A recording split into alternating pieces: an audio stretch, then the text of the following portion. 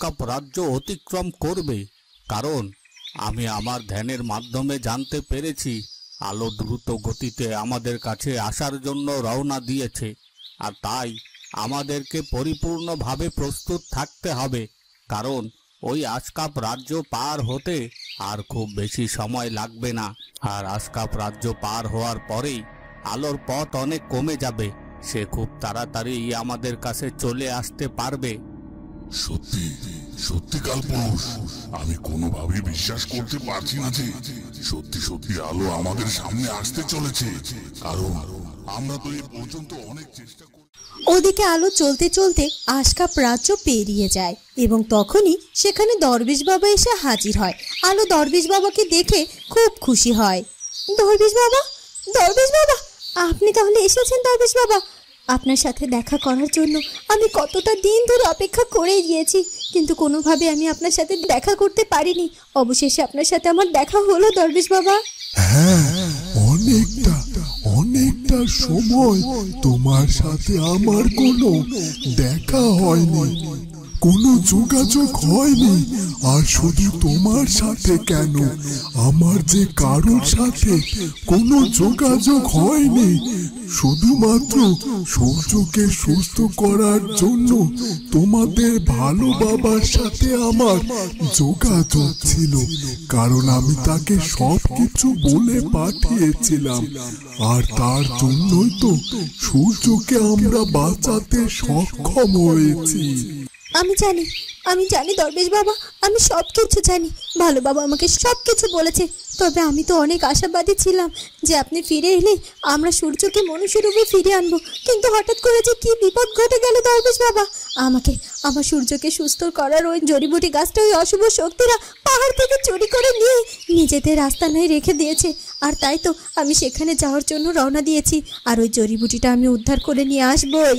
কিন্তু আলো, তুমি তো জানো এখন তোমার কোনো শক্তি নেই, আর তোমার শক্তি না থাকলে তুমি একেবারে সাধারণ মানুষের মতোই। আর তাই তো তুমি যদি অশুভ শক্তিদের কাছে গিয়ে এই অবস্থায় দাঁড়াও, তাহলে তো ওরা তোমার বড্ড ক্ষতি করে দেবে, এমনকি তোমার প্রাণ সংশয়ও হতে পারে। আলো, আমি জানি বাবা, আমি সব জানি। ওখানে গেলে যে ওরা আমাকে কিছুতে ছেড়ে দেবে না, এটা আমি খুব ভালো করে জানি। কিন্তু এখন আমার কাছে আমার নিজের প্রাণের চেয়েও সব থেকে বড় গুরুত্বপূর্ণ হলো আমার সূর্যকে মনুষ্য রূপে ফিরিয়ে আনা, কারণ সূর্যকে যে আমি এভাবে দানব রূপে দেখতে পাচ্ছি না। তাই দরবেশ বাবা, আমি আর একটু দেরি করতে চাই না, ওই জড়িবুটি উদ্ধার করে নিয়ে আসার জন্য রওনা দিয়েছি। তবে দরবেশ বাবা, আপনি আমার জন্য দোয়া করবেন, আমি যেন ওই অশুভ শক্তিদের কাছ থেকে আমার সূর্যকে সুস্থ করার ওই জড়িবুটি নিয়ে ফিরে আসতে পারি। কিন্তু আলো, এভাবে তোমার যাওয়াটা একেবারে ঠিক হবে না, কারণ তোমার যদি কোনো কিছু হয়ে যায় তাহলে তুমি কি করে ওই জড়িবুটি নিয়ে ফিরে আসবে আর সূর্যকে সুস্থ করবে? সেটা কি তুমি একটিবারের জন্য ভেবে দেখেছো? আমাদের এখন সব থেকে বেশি সাবধান থাকতে হবে, আর তোমার নিজের জীবনকে সুরক্ষিত রাখতে হবে, কারণ তুমি যদি তোমার জীবনকে সুরক্ষিত না রাখো তাহলে সূর্যকে বাঁচানো সম্ভব নয়, কারণ সূর্যকে বাঁচাতে গেলে ওই জড়িবুটি গাছের যেমন প্রয়োজন তেমন তোমার শক্তিরও প্রয়োজন। তাই তোমাকে যা করতে হবে বুদ্ধি করে করতে হবে।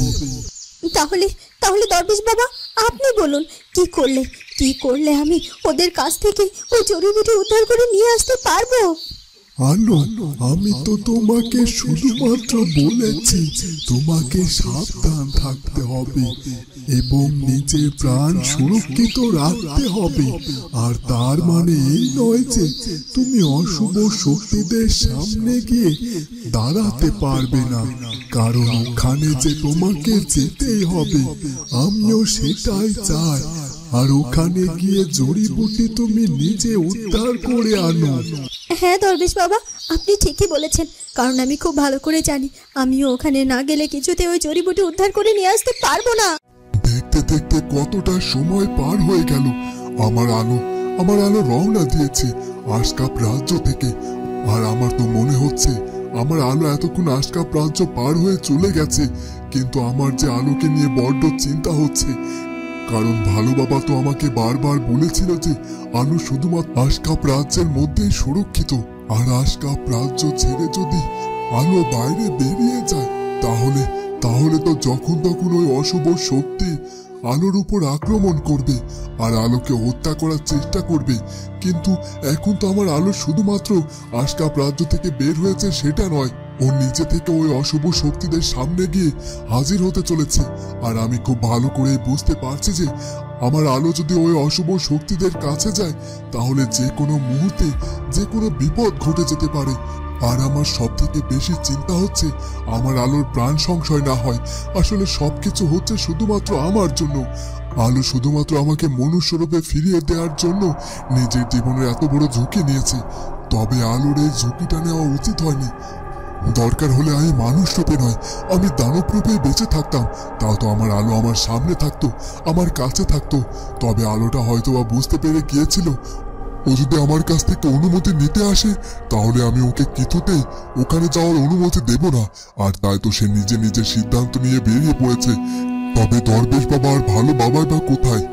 তারা দুজনে পারে আমার আলোকে আটকে দিতে, কারণ যে করেই হোক আমার আলোকে যে আটকাতেই হবে ওই অশুভ শক্তিদের কাছে যাওয়া থেকে। ওদিকে শঙ্খিনী আর হলুদ পাখি রাজা প্রতাপ সিংহের কাছে গিয়ে হাজির হয়। এই তো শঙ্খিনী আর হলুদ পাখি, তোমরা দুজনে এসেছো। তোমাদের জন্য আমি সে কখন থেকেই অপেক্ষা করে যাচ্ছি। যাই হোক, তোমাদের সাথে আমি বিশেষ কথা বলার জন্য তোমাদেরকে এখানে ডেকেছি। আশা করি তোমরা আমাকে সবকিছু বলবে। মহারাজ, আপনি কি জানতে চান বলুন আমাদেরকে। আমরা যেটা জানি অবশ্যই আমরা আপনাকে সেটা জানিয়ে দেব। তোমরা অবশ্যই আমাকে সবকিছু জানাবে, কারণ তোমরা তো আলোর খুব ভালো বন্ধু। আলো নিজে আমাকে সে কথা বলেছে, আর তাই তো তোমাদেরকে আমি আমার রাজপ্রাসাদে থাকার অনুমতি দিয়েছি। তবে হলুদ পাখি, শঙ্খিনী, তোমরা কি জানো আলো এই রাজপ্রাসাদে নেই? ও এই রাজপ্রাসাদের বাইরে বেরিয়ে গেছে। আর শুধুমাত্র যে একবার রাজপ্রাসাদের বাইরে বেরিয়েছে তা নয়, ও কয়েকবার রাজপ্রাসাদের বাইরে বেরিয়েছে। তবে এর আগে কখনো আলো আমাকে কোনো কিছু না বলে কোথাও বেরোতো না। আজ হঠাৎ করে ও কোথায় গেল সেটা কি তোমরা জানো? মহারাজ, আমাকে ক্ষমা করবেন, আমরা সত্যি জানি না আলো এখন কোথায় গেছে। আলো শুধুমাত্র আমাদেরকে এটা বলে গেছে যে ওর নাকি কোনো একটা কাজ আছে, আর সেই কাজে যাওয়ার জন্য সে রাজপ্রাসাদ থেকে বেরিয়েছে। এর বেশি কিচ্ছু আমরা জানি না মহারাজ। কি বলছো কি? তোমরা আলোর বন্ধু, অথচ আলো কোথায় গেছে সেটা তোমাদেরকে জানাইনি। সত্যি এটা আমার কাছে খুব অবাক লাগছে। আর তাছাড়া তোমরা কি এটা বুঝতে পারছো আলোকে এভাবে রাজপ্রাসাদে না পেয়ে আমার কতটা চিন্তা হচ্ছে? কারণ আলোর যদি কোনো বিপদ হয়ে যায় তাহলে যে সেটা আমি মেনে নিতে পারবো না। হ্যাঁ মহারাজ, হলুদ পাখি ঠিকই বলেছে। আলো আমাদের সঠিকভাবে কিছু জানা যায়নি। আর তাছাড়া আলো যে রাজপ্রাসাদের বাইরে গেছে সেটাও আমরা জানি, কারণ আলোর উপর তো যখন তখন বিপদ আসতে পারে। আর তাই তো আলো আমাদেরকে সেরকম কিছু না জানিয়ে শুধুমাত্র এটা বলেছে তার নাকি বিশেষ একটি কাজ আছে, আর সেই কাজ করে সে তারপর আবারও ফিরে আসবে এই রাজপ্রাসাদে। মহারাজ, আমি জানি মহারাজ আপনি আলোকে নিয়ে অনেক চিন্তায় আছেন।